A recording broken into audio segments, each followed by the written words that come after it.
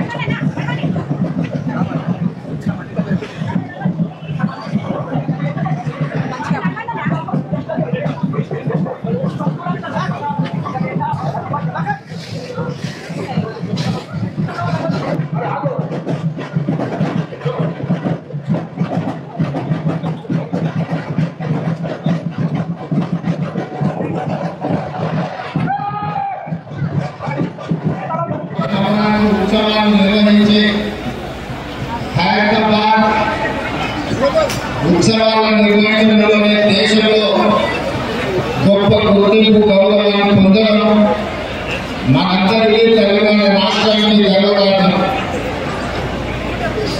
ఈ గణేశ నవరాత్రి ఉత్సవాలు నిష్ఠతో భక్తి శ్రద్ధలతో నిర్వహించడం ద్వారా ఈ తెలంగాణ రాష్ట్రంలో శాంతి మత సామరస్యం పాడి పంటలు ప్రశాంతమైన వాతావరణంలో దేవుడి ఆశీర్వాదంతో మన రాష్ట్రం ముందడుగు వేస్తుంది.